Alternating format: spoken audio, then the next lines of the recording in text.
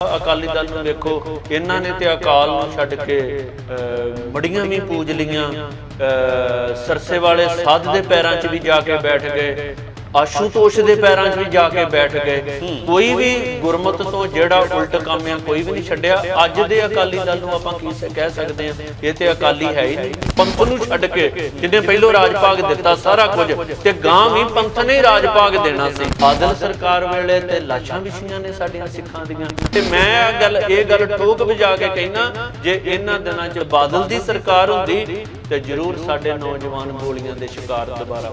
ये जिहड़ी खालसा है, अकाल पुरख परमात्मा की फौज है, ते फौज हमेशा उदों ही खत्म होंदी आ, उदों ही हारदी आ जदों उहदा जरनैल, उहदा सेनापति, उहदा मालक खत्म कर दिता जाए, जां बन लिया जाए, जां गुलाम बना लिया जाए, जां हरा दिता जाए, भजा दिता जाए। भुल जो ये कौम खालसा पंथ कदी खत्म नहीं हो सकता। इनू वड्डे वड्डे खत्म करने वाले खत्म हो गए, नामो निशान मुक गए, पर पंथ उस तरह चढ़दी कला दे।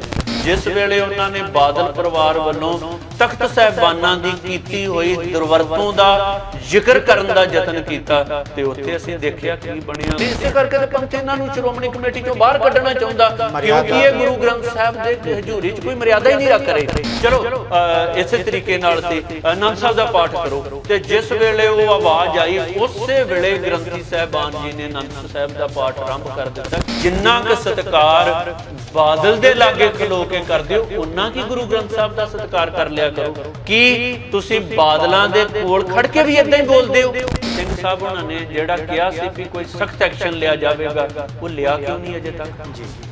इत्थों ही फिर पंथ दे अंदर फिर इत्थों ही बेभरोसगी आउंदी है ना। सरबत खालसा इन्ने थोड़े समय विच करना बड़ा औखा। साडे नाल ने दमदमी टकसाल तलवंडी बख्ता तो बाबा लैणा सिंह जी। बाबा लैणा सिंह जी स्वागत है जी। वाहिगुरू जी का खालसा वाहिगुरू जी की फतेह।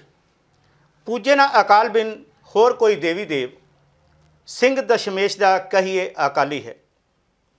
सो बाबा जी तुहाडे नज़रिए दे नाल ਅਸੀਂ की परिभाषा दईए अकाली होने की? ये जो लाइनां ने ये तो साफ दसदियां पईयां ने भी अकाली हुंदा की है, अकाली हुंदा कौन है। वो कह रहे हैं कि पूजे ना अकाल बिन होर कोई देवी देव। काली ते बड़ा महान लफज है जी। उस अकाल नूं पूजण वाला, उस अकाल तो बिना होर किसी नूं ना मनण वाला, प्रेम सब नाल करन वाला जी। पर जिहड़ा इष्ट करके मनना वो नहीं। ते अज दे अकाली नूं आपां अकाली दल नूं वेखो, इन्हां ने ते अकाल नूं छड्ड के मड़ियां भी पूज लियां, सरसे वाले साध दे पैरां च भी जाके बैठ गए, आशुतोष दे पैरां च भी जाके बैठ गए। कोई भी गुरमत तो जिहड़ा उल्ट काम है कोई भी नहीं छड्डिया। अज दे अकाली दल नूं आपां की कह सकते हैं, ये ते अकाली है ही नहीं। इहदा ते इन्हां ने ते खत्म कर दित्ती वो सारी रवायत जिहड़ी। और इसे करके जे ये अपने मार्ग तो भटके ने, जे सिद्धांत तो लियों लथे ने, ते कित्थे इन्हां दीयां सरकारां बनदियां सी, लगातार सरकारां चलदियां सी 2-2 टर्मां। ते अज पंथ ने, अज पंजाब ने इन्हां नूं 3 सीटां ते 2 सीटां ते लिया के खड़ा कर दिता। पर बाबा जी जिस समय इन्हां ने अपना राज भाग सी 10 साल लगातार राज भाग रहा। देखो तुसी चाहे हैरीटेज की गल करिए, चाहे सिखां दी बहुत वड्डियां वड्डियां यादगारां की गल करिए, ये अकाली दल दी ही तो देन है। पंजाब दे विच देखो कितनी तरक्की हुई है, इस ते असीं झुठला नहीं ना सकते भी जो कुछ भी सिक्खी दे लई उन्हां कीता है अकाली दल वेले ही तो होया। उन्होंने तो सिक्खी दे बारे सोचा। देखो जी, सिद्धांत नूं खत्म कर देना ते उहदी जगह ते कुछ इमारतां बन जाणियां जां कोई इदां दे कारज हो जाने, ये हैगे ने दूसरे नंबर ते। हाँ, मैं इदां नहीं भी मतलब मैं इन्हां लोकां दा कोई कट्टड़ विरोधी हाँ भी मेरा काम ही इन्हां दा विरोध करना। हाँ, जिहड़े काम कीते ने असीं उह गल दी शलाघा भी करदे हां, बहुत वधिया काम कीते ने। पर जिथे सिद्धांत दी गल है, हुण तुसीं देखो ना, आपां देखिया भी अकाली दल दे राज दे विच जिवें श्री अकाल तख्त साहिब दे जथेदारां नूं वरतिया गया जी, जिवें वो सारियां घटनावां होईयां सरसे साध दीयां वोटां लैण वास्ते, क्योंकि पंथ ने राज भाग दिता इन्हां नूं, ते पंथ दे राज भाग ते संतुष्टि नहीं होई। जिन्ना चिर पंथ दे नाल रहे, राज करदे रहे, ते पंथ नूं छड्ड के होर वोटां लैण वास्ते, जिहड़े उन्हां लोकां दीयां वोटां लैण वास्ते जिहड़े ਹੁਣ ਇਨਕੁਆਰੀਆਂ ਦੇ ਵਿੱਚ ਗੁਰੂ ਗ੍ਰੰਥ ਸਾਹਿਬ ਦੀ ਬੇਅਦਬੀ ਕਰਨ ਦੇ ਵਿੱਚ ਪਾਏ ਗਏ ਆ, ਚਾਹੇ ਉਹ ਹਰਮਿੰਦਰਪਾਲ ਬਿੱਟੂ ਵਰਗੇ ਆ, ਚਾਹੇ ਹੋਰ ਕਿੰਨੇ ਸਰਸੇ ਸਾਧ ਦੇ ਜਿਹੜੇ ਚੇਲੇ ਨੇ, ਡੇਰੇ ਦੇ ਪੈਰੋਕਾਰ ਨੇ, ਉਹ ਕੁਝ ਜੇਲ੍ਹਾਂ ਦੇ ਵਿੱਚ ਨੇ, ਕੁਝ ਮਾਰ ਦਿੱਤੇ ਗਏ ਨੇ, ਕੁਝ ਕਿੰਨੀਆਂ ਘਿਨਾਉਣੀਆਂ। ਉਹਨਾਂ ਲੋਕਾਂ ਦੀਆਂ ਵੋਟਾਂ ਲੈਣ ਵਾਸਤੇ ਪੰਥ ਨੂੰ ਛੱਡ ਕੇ, ਜਿਹਨੇ ਪਹਿਲੋਂ ਰਾਜ ਭਾਗ ਦਿੱਤਾ ਸਾਰਾ ਕੁਝ, ਤੇ ਗਾਂ ਵੀ ਪੰਥ ਨੇ ਹੀ ਰਾਜ ਭਾਗ ਦੇਣਾ ਸੀ, ਸਾਰਾ ਕੁਝ ਪੰਥ ਤੋਂ ਹੀ ਪ੍ਰਾਪਤ ਹੋਣਾ ਸੀ, ਉਹਨਾਂ ਲੋਕਾਂ ਕੋਲੋਂ ਵੋਟਾਂ ਲੈਣ ਵਾਸਤੇ ਗੁਰੂ ਨੂੰ ਤਲਾਂਜਲੀ ਦੇਣੀ ਤੇ ਗੁਰੂ ਦੀ ਐਡੀ ਵੱਡੀ ਬੇਅਦਬੀ ਸਹਾਰ ਲੈਣੀ, ਬੋਲਣਾ ਤੱਕ ਨਾ, ਕੋਈ ਕਾਰਵਾਈ ਤੱਕ ਨਾ ਕਰਨੀ, ਤੇ ਅੱਜ ਤੱਕ ਝੂਠੀਆਂ ਦਲੀਲਾਂ ਦੇਣੀਆਂ। ਦੇਖੋ ਜੀ, ਰਿਸ਼ਪਾਲ ਜੀ ਸਿੱਧੀ ਜੀ ਗੱਲ ਸੀ, ਪ੍ਰਕਾਸ਼ ਸਿੰਘ ਬਾਦਲ ਮੁੱਖ ਮੰਤਰੀ ਸਨ, ਸੁਖਬੀਰ ਸਿੰਘ ਬਾਦਲ ਗ੍ਰਹਿ ਮੰਤਰੀ ਸਨ। ਅੱਜ ਇਹ ਕਹਿੰਦੇ ਨੇ ਸਾਡੇ ਕਹਿਣ ਤੋਂ ਬਿਨਾਂ, ਸਾਡੀ ਨੌਲੇਜ ਤੋਂ ਬਿਨਾਂ ਗੋਲੀ ਚੱਲੀ, ਇਹੀ ਕਹਿ ਰਹੇ ਨੇ ਨਾ। ਹਾਂ ਚੱਲ ਗਈ, ਚਲੋ ਪਹਿਲੀ ਗੱਲ ਤਾਂ ਪੰਥ ਦੇ ਵਿੱਚੋਂ, ਕੌਮ ਚੋਂ ਕੋਈ ਇਹ ਗੱਲ ਨਹੀਂ ਮੰਨਦਾ, ਕਿਉਂਕਿ ਸਰਦਾਰ ਪ੍ਰਕਾਸ਼ ਸਿੰਘ ਜੀ ਬਾਦਲ ਦੀ ਪ੍ਰੈਸ ਕਾਨਫਰੰਸ ਦੀ ਇਹ ਸਟੇਟਮੈਂਟ ਹੈ ਵੀ ਮੇਰੀ ਨਿਗਾਹ ਦੇ ਵਿੱਚ ਪੰਜਾਬ ਵਿੱਚ ਚੱਲਣ ਵਾਲੀ ਕੀੜੀ ਵੀ ਮੈਨੂੰ ਦਿਖਾਈ ਦਿੰਦੀ ਹੈ, ਪੰਜਾਬ ਵਿੱਚ ਕੀ ਹੋ ਰਿਹਾ। ਉਹਨਾਂ ਦੀ ਇਸ ਦਲੀਲ ਤੇ ਆਪਾਂ ਇਹ ਤਾਂ ਨਹੀਂ ਕਹਿ ਸਕਦੇ ਵੀ ਇਹਨਾਂ ਨੂੰ ਨੌਲੇਜ ਨਹੀਂ ਸੀ, ਪਰ ਜੇ ਇਹ ਕਹਿੰਦੇ ਆ ਤੇ ਉਸੇ ਵੇਲੇ ਜਿਹੜੇ ਪੁਲਿਸ ਮੁਲਾਜ਼ਮਾਂ ਨੇ ਗੋਲੀ ਚਲਾਈ ਆ, ਉਸੇ ਵੇਲੇ ਉਹਨਾਂ ਦੀ ਪੇਸ਼ੀ ਹੋ ਸਕਦੀ, ਆਪੇ ਉਹ ਦੱਸਦੇ ਸਾਨੂੰ ਕਿੰਨੇ ਆਰਡਰ ਦਿੱਤੇ ਨੇ, ਉਹ ਸਾਰਾ ਕੁਝ ਸਾਹਮਣੇ ਆ ਜਾਂਦਾ। ਜੇ ਤੁਸੀਂ ਇਹਦੇ ਵਿੱਚ ਨਹੀਂ ਭਾਈਵਾਲ ਤੇ ਕਿਉਂ ਕੋਟਾਂ ਕਚਹਿਰੀਆਂ ਦੀਆਂ ਤੁਸੀਂ ਗੇੜੇ ਕੱਟ ਰਹੇ ਹੋ? ਪਰ ਭਾਈ ਸਾਹਿਬ, ਹੁਣ ਮੌਜੂਦਾ ਹਾਲਾਤ ਵੀ ਅਗਰ ਦੇਖੀਏ, ਜਿਸ ਤਰੀਕੇ ਨਾਲ ਹੁਣ ਨੌਜਵਾਨਾਂ ਨੂੰ ਲੈ ਕੇ ਨਾਰਾਜ਼ਗੀ ਹੈ, ਕਿਹਾ ਜਾ ਰਿਹਾ ਕਿ ਸਰਕਾਰਾਂ ਸਿੱਖ ਨੌਜਵਾਨਾਂ ਨਾਲ ਧੱਕਾ ਕਰ ਰਹੀਆਂ, ਇਹੋ ਜਿਹਾ ਕੋਈ ਕੰਮ ਤੇ ਨਹੀਂ ਨਾ ਹੋਇਆ? ਸ਼੍ਰੋਮਣੀ ਅਕਾਲੀ ਦਲ ਵੇਲੇ ਜਦੋਂ ਭਾਈ ਰਾਜੋਆਣਾ ਸਾਹਿਬ ਦੀ ਫਾਂਸੀ ਰਕਵਾਈ ਸੀ, ਤੇ ਚੌੜ ਸਿੱਧਵਾਂ ਵਾਲਾ ਉਹ ਵੀਰ ਸਾਡਾ, ਜਿਹੜਾ ਉਸ ਵੇਲੇ ਭਾਈ ਰਾਜੋਆਣੇ ਦੇ ਹੱਕ ਵਿੱਚ ਪ੍ਰਦਰਸ਼ਨ ਕਰ ਰਿਹਾ ਸੀ ਕਿ ਉਹਨੂੰ ਗੋਲੀ ਮਾਰ ਕੇ ਸ਼ਹੀਦ ਕਰ ਦੇਣਾ, ਇਹਨੂੰ ਤੁਸੀਂ ਕੁਝ ਨਹੀਂ ਮੰਨਦੇ। ਤੇ ਜਿਸ ਵੇਲੇ ਆਸ਼ੂਤੋਸ਼ ਦਾ ਉਹ ਸਾਰਾ ਅਡੰਬਰ ਪਖੰਡ ਰੋਕਣ ਵਾਸਤੇ ਉੱਥੇ ਭਾਈ ਲਹਾਰਾ ਨੂੰ ਗੋਲੀਆਂ ਮਾਰ ਕੇ ਸ਼ਹੀਦ ਕੀਤਾ ਗਿਆ, ਇਹ ਕੀ ਸੀ? ਮੈਂ ਤੇ ਇਹ ਗੱਲ ਕਹਿਣਾ, ਮੈਂ ਹੁਣ ਵਾਲੀ ਸਰਕਾਰ ਨੂੰ ਕੋਈ ਕਲੀਨ ਚਿੱਟ ਨਹੀਂ ਆਪਣੇ ਵੱਲੋਂ ਦਿੰਦਾ। ਮੈਂ ਕਹਿੰਦਾ ਵੀ ਜੋ ਕੁਝ ਪਿਛਲੇ ਦਿਨਾਂ ਦੇ ਵਿੱਚ ਹੋਇਆ ਵਾ, ਗਲਤ ਤਰੀਕੇ ਨਾਲ ਸਾਰਾ ਕੁਝ ਹੋਇਆ, ਬਿਨਾਂ ਮਤਲਬ ਤੋਂ ਹੀ ਨੌਜਵਾਨ ਜਿਨ੍ਹਾਂ ਨੇ ਅਮਰਤਪਾਲ ਸਿੰਘ ਦੇ ਨਾਲ ਕੋਈ ਫੋਟੋਆਂ ਲਵਾਈਆਂ, ਜਾਂ ਜਿਹੜੇ ਉਹਨੂੰ ਕਿਤੇ ਮਿਲੇ, ਜਾਂ ਜਿਨ੍ਹਾਂ ਨੇ ਪ੍ਰੋਗਰਾਮ ਕਰਵਾਏ, ਕਿਉਂਕਿ ਪ੍ਰੋਗਰਾਮ ਚੱਲ ਰਹੇ ਸੀ ਉਹਨਾਂ ਦੇ ਨਸ਼ਾ ਛੱਡੋ ਤੇ ਅੰਮ੍ਰਿਤ ਛਕੋ, ਅੰਮ੍ਰਿਤ ਸੰਚਾਰ ਦੀਆਂ, ਉਸ ਤਹਿਤ ਬਹੁਤ ਸਾਰੇ ਪ੍ਰਬੰਧਕ ਪਹਿਲੋਂ ਹੀ ਪਿੰਡਾਂ 'ਚ ਪ੍ਰੋਗਰਾਮ ਕਰਦੇ ਨੇ। ਉਹਨਾਂ ਨੇ ਉਸ ਵੇਲੇ ਭਾਈ ਅਮਰਤਪਾਲ ਸਿੰਘ ਨੂੰ ਉਹਨਾਂ ਪ੍ਰੋਗਰਾਮਾਂ ਤੇ ਸੱਦ ਲਿਆ ਵੀ ਆਓ ਤੁਸੀਂ ਪ੍ਰਚਾਰ ਕਰੋ। ਉਹ ਜਿਹੜੇ ਪ੍ਰਬੰਧਕ ਸਨ ਉਹਨਾਂ ਨੂੰ ਵੀ ਚੁੱਕ ਲਿਆ, ਉਹਨਾਂ ਦੀਆਂ ਵੀ ਲਿਸਟਾਂ ਬਣ ਗਈਆਂ, ਉਹਨਾਂ ਦੇ ਘਰਾਂ 'ਚ ਵੀ ਛਾਪੇ ਵੱਜਣ ਲੱਗ ਪਏ। ਬਹੁਤ ਗਲਤ ਗੱਲ ਆ, ਇਹਦੀ ਅਸੀਂ ਸਖਤ ਰੂਪ ਦੇ ਵਿੱਚ ਇਹਦੀ ਅਸੀਂ ਨਿੰਦਿਆ ਕਰਦੇ ਹਾਂ। ਪਰ ਤੁਸੀਂ ਕਹਿੰਦੇ ਹੋ ਵੀ ਇੱਦਾਂ ਦਾ ਤੇ ਬਾਦਲ ਸਰਕਾਰ ਵੇਲੇ ਕੁਝ ਵੀ ਨਹੀਂ ਹੋਇਆ। ਬਾਦਲ ਸਰਕਾਰ ਵੇਲੇ ਤੇ ਲਾਸ਼ਾਂ ਵਿਛੀਆਂ ਨੇ ਸਾਡੀਆਂ ਸਿੱਖਾਂ ਦੀਆਂ। ਮੈਂ ਇਹ ਗੱਲ ਕਹਿਣਾ ਵੀ ਜਿਸ ਤਰੀਕੇ ਨਾਲ ਹੁਣ ਸਾਰਾ ਕੁਝ ਚੱਲਿਆ ਹੈ ਨਾ, ਜੇ ਬਾਦਲ ਦੀ ਸਰਕਾਰ ਹੁੰਦੀ, ਮੈਂ ਆਪਣੇ ਵੱਲੋਂ ਨਹੀਂ ਕਹਿ ਰਿਹਾ, ਪਿੱਛੇ ਹੋ ਚੁੱਕਾ ਹੈ, ਗੋਲੀਆਂ ਮਾਰੀਆਂ ਗਈਆਂ, ਗੁਰੂ ਗ੍ਰੰਥ ਸਾਹਿਬ ਦਾ ਇਨਸਾਫ ਮੰਗਦਿਆਂ ਨਹੀਂ ਮਾਰੀਆਂ ਗੋਲੀਆਂ, 2 ਸਿੰਘ ਸ਼ਹੀਦ ਨਹੀਂ ਕੀਤੇ। ਮੈਂ ਇਹ ਗੱਲ ਠੋਕ ਵਜਾ ਕੇ ਕਹਿਣਾ, ਜੇ ਇਹਨਾਂ ਦਿਨਾਂ 'ਚ ਬਾਦਲ ਦੀ ਸਰਕਾਰ ਹੁੰਦੀ ਤੇ ਜ਼ਰੂਰ ਸਾਡੇ ਨੌਜਵਾਨ ਗੋਲੀਆਂ ਦੇ ਸ਼ਿਕਾਰ ਦੁਬਾਰਾ ਹੁੰਦੇ। ਕਹਿੰਦੇ ਨੇ ਕਿ ਜੇ ਅਸੀਂ ਮਾਰਿਆ ਹੀ ਮਰਦੇ ਹੁੰਦੇ ਤਾਂ ਨਾਦਰਾਂ ਤੇ ਅਬਦਾਲੀਆਂ ਨੇ ਬੜਾ ਜ਼ੋਰ ਲਾਇਆ ਤੇ ਤਾਂ ਫਿਰ ਅਸੀਂ ਕਦੋਂ ਦੇ ਮੁੱਕ ਜਾਂਦੇ। ਇਹ ਕਹਿਣਾ ਹੈਗਾ ਸੁਖਪਾਲ ਸਿੰਘ ਖਹਿਰਾ ਹੋਣਾ ਵੱਲੋਂ ਇਸ਼ਾਰਾ ਕੀਤਾ ਹੈ ਕਿ ਸਿੱਖਾਂ ਨੂੰ ਮਕਾਉਣ ਵਾਸਤੇ ਜਿਹੜੇ ਇਹ ਯਤਨ, ਕੋਝੀਆਂ ਚਾਲਾਂ ਜਾਂ ਕਿਸੇ ਦੀਆਂ ਸ਼ਰਾਰਤਾਂ, ਸਾਜ਼ਿਸ਼ਾਂ ਨੇ, ਸੋ ਉਹਨੂੰ ਲੈ ਕੇ ਉਹਨਾਂ ਕਟਾਸ਼ ਕੀਤਾ ਵੀ ਜੇ ਅਸੀਂ ਮਾਰਿਆ ਹੀ ਮਰਦੇ ਹੁੰਦੇ ਤਾਂ ਨਾਦਰਾਂ ਅਬਦਾਲੀਆਂ ਦੇ ਵੇਲੇ ਮੁੱਕ ਜਾਂਦੇ। ਤੁਸੀਂ ਕੀ ਕਹਿੰਦੇ? ਬਿਲਕੁਲ ਉਹਨਾਂ ਨੇ ਇਹ ਗੱਲ ਠੀਕ ਕਹੀ ਹੈ। ਸਿੱਖ ਜਿਹੜਾ ਵਾ, ਇਹ ਖਾਲਸਾ ਜਿਹੜਾ ਪੰਥ ਆ, ਇਹ ਸਜਾਇਆ ਹੀ ਆਪਾਂ ਗੁਰੂ ਗੋਬਿੰਦ ਸਿੰਘ ਜੀ ਦੀ ਵਡਿਆਈ ਵਿੱਚ ਵੀ ਪੜ੍ਹਦੇ ਹਾਂ ਵੀ ਮਹਾਰਾਜ ਜੀ ਨੇ ਕਿਹਾ ਖਾਲਸਾ ਅਕਾਲ ਪੁਰਖ ਕੀ ਫੌਜ। ਇਹ ਜਿਹੜੀ ਖਾਲਸਾ, ਇਹ ਅਕਾਲ ਪੁਰਖ ਪਰਮਾਤਮਾ ਦੀ ਫੌਜ ਆ, ਤੇ ਫੌਜ ਹਮੇਸ਼ਾ ਉਦੋਂ ਹੀ ਖਤਮ ਹੁੰਦੀ ਆ, ਉਦੋਂ ਹੀ ਹਾਰਦੀ ਆ ਜਦੋਂ ਉਹਦਾ ਜਰਨੈਲ, ਉਹਦਾ ਸੈਨਾਪਤੀ, ਉਹਦਾ ਮਾਲਕ ਖਤਮ ਕਰ ਦਿੱਤਾ ਜਾਵੇ, ਜਾਂ ਬੰਨ੍ਹ ਲਿਆ ਜਾਵੇ, ਜਾਂ ਗੁਲਾਮ ਬਣਾ ਲਿਆ ਜਾਵੇ, ਜਾਂ ਹਰਾ ਦਿੱਤਾ ਜਾਵੇ, ਭਜਾ ਦਿੱਤਾ ਜਾਵੇ। ਉਦੋਂ ਉਹ ਜਿਹੜੀ ਫੌਜ ਹੈ ਉਹ ਖਤਮ ਹੋ ਜਾਂਦੀ ਹੈ। ਅਕਾਲ ਪੁਰਖ ਪਰਮਾਤਮਾ ਤੇ ਅਟੱਲ ਹੈ, ਨਾ ਉਹਨੂੰ ਕੋਈ ਮਾਰ ਸਕਦਾ, ਨਾ ਕੁਝ ਹੋ ਸਕਦਾ। ਇਸ ਕਰਕੇ ਖਾਲਸੇ ਪੰਥ ਨੂੰ ਕਦੀ ਵੀ ਖਤਮ ਨਹੀਂ ਕੀਤਾ ਜਾ ਸਕਦਾ। ਮੈਂ ਕੇਂਦਰ ਸਰਕਾਰ ਨੂੰ ਇਹ ਗੱਲ ਕਹਿਣਾ ਚਾਹੁੰਦਾ, ਮੈਂ ਸੈਂਟਰ ਸਰਕਾਰ ਨੂੰ ਇਹ ਗੱਲ ਕਹਿਣੀ ਚਾਹੁੰਦਾ ਵੀ ਤੁਸੀਂ ਸਿੱਖਾਂ ਦੇ ਨਾਲ ਜਿਹੜੀਆਂ ਵਿਉਂਤਬੰਦੀਆਂ ਤੁਸੀਂ ਕਰ ਰਹੇ ਹੋ ਇਹ ਨਾ ਕਰੋ। ਸਿੱਖਾਂ ਦੀ ਭਾਵਨਾ ਨੂੰ ਤੁਸੀਂ ਸਮਝੋ, ਸਿੱਖਾਂ ਦੇ ਜਿਹੜੇ ਹੱਕ ਨੇ, ਕਿਉਂਕਿ ਸਿੱਖਾਂ ਨੇ ਇਸ ਦੇਸ਼ ਦੀ ਆਜ਼ਾਦੀ ਵਿੱਚ ਸਭ ਤੋਂ ਵੱਧ ਕੁਰਬਾਨੀਆਂ ਕੀਤੀਆਂ ਨੇ, ਸਭ ਤੋਂ ਵੱਧ ਤਸੀਹੇ ਝੱਲੇ ਨੇ, ਜੇਲਾਂ ਕੱਟੀਆਂ ਨੇ, ਇਹਨਾਂ ਦੇ ਬਣਦੇ ਹੱਕ ਦਿਓ ਇਹਨਾਂ ਨੂੰ। ਤੇ ਜੇ ਕੋਈ ਸਤਾ ਦੇ ਨਸ਼ੇ ਦੇ ਵਿੱਚ ਕੋਈ ਸਰਕਾਰ ਭਰਮ ਪਾਲ ਲੇ ਵੀ ਅਸੀਂ ਕਿਸੇ ਨਾ ਕਿਸੇ ਤਰੀਕੇ ਨਾਲ ਥੱਲੇ ਥੱਲੇ ਚੱਲ ਕੇ ਜਾਂ ਕਿਸੇ ਵੀ ਪਤਾ ਵੀ ਨਾ ਲੱਗੇ ਆਪਾਂ ਥੱਲਿਓਂ ਜੜ੍ਹਾਂ ਵੀ ਵੱਢੀ ਜਾਈਏ ਤੇ ਇਸ ਕੌਮ ਨੂੰ ਖਤਮ ਕਰ ਦਿਆਂਗੇ, ਭੁੱਲ ਜੋ ਇਹ ਕੌਮ ਖਾਲਸਾ ਪੰਥ ਕਦੀ ਖਤਮ ਨਹੀਂ ਹੋ ਸਕਦਾ। ਇਹਨੂੰ ਵੱਡੇ ਵੱਡੇ ਖਤਮ ਕਰਨ ਵਾਲੇ ਖਤਮ ਹੋ ਗਏ, ਨਾਮੋ ਨਿਸ਼ਾਨ ਮੁੱਕ ਗਏ, ਪਰ ਪੰਥ ਉਸੇ ਤਰ੍ਹਾਂ ਚੜ੍ਹਦੀ ਕਲਾ ਦੇ ਵਿੱਚ। 28 ਮਾਰਚ ਦੀ ਘਟਨਾ ਹੈ।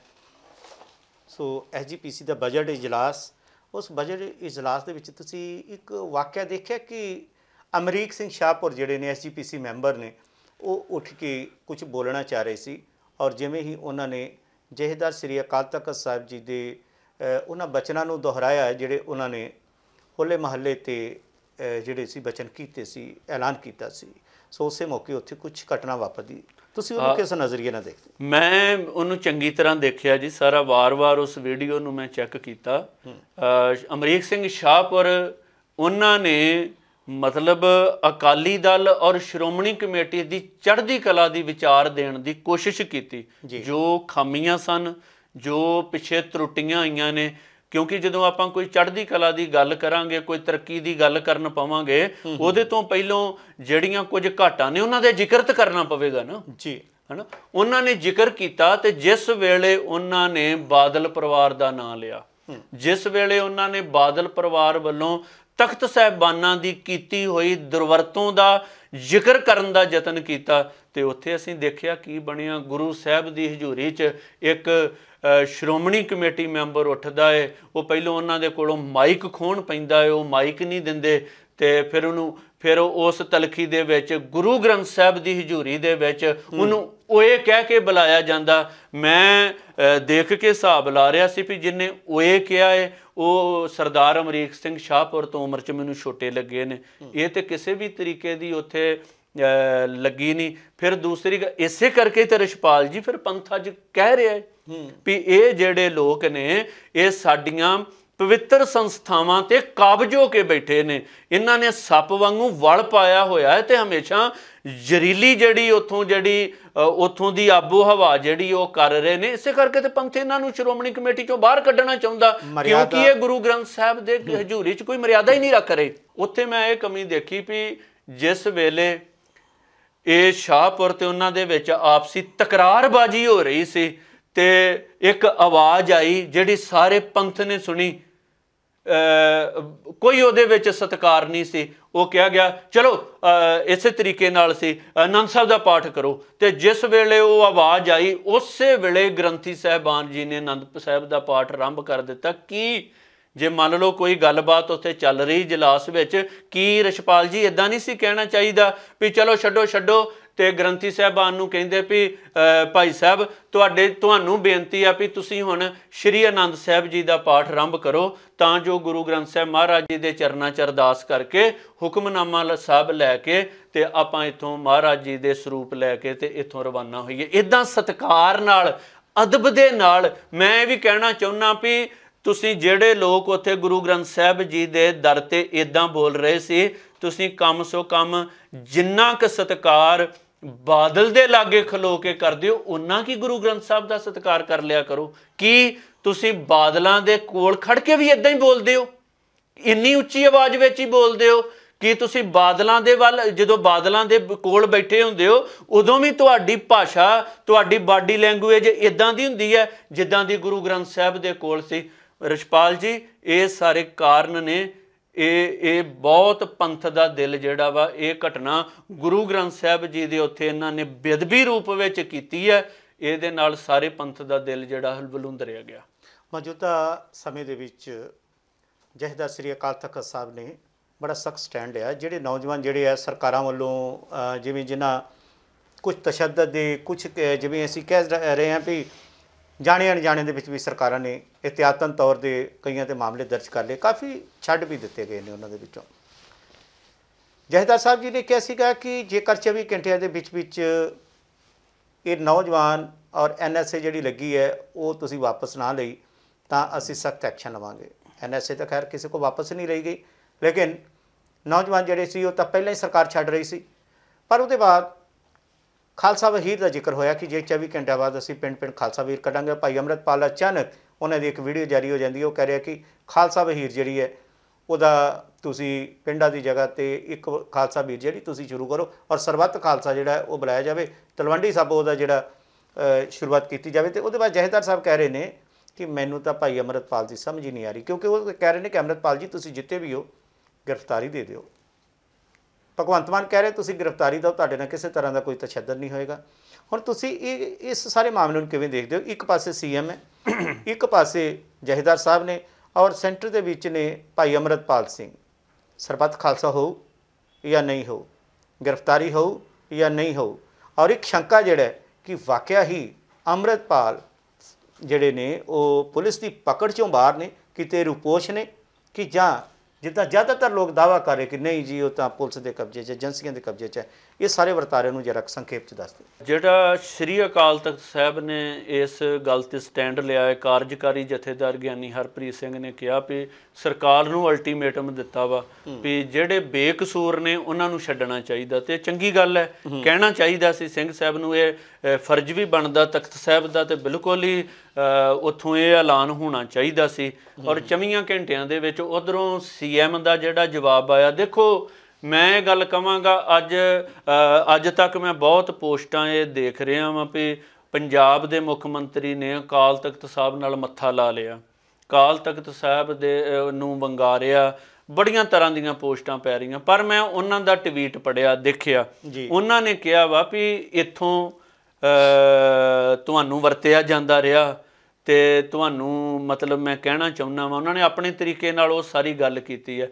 ਮੈਂ ਇਹ ਗੱਲ ਕਹਿਣਾ ਚਾਹੁੰਦਾ ਵਾਂ ਵੀ ਅਕਾਲ ਤਖਤ ਦੇ ਜਥੇਦਾਰ ਗਿਆਨੀ ਕਾਰਜਕਾਰੀ ਜਥੇਦਾਰ ਗਿਆਨੀ ਹਰਪ੍ਰੀਤ ਸਿੰਘ ਉਹਨਾਂ ਨੇ ਜੇ ਇਹ ਗੱਲ ਕਹੀ ਆ ਤੇ ਉਹਨਾਂ ਨੂੰ ਉਹਦੇ ਤੇ ਸਖਤ ਸਟੈਂਡ ਲੈਣਾ ਵੀ ਚਾਹੀਦਾ ਸੀ, ਕਿਉਂਕਿ 24 ਘੰਟੇ ਹੋ ਗਏ, 24 ਘੰਟੇ ਤੇ ਕਦੋਂ ਦੇ ਲੰਘ ਗਏ।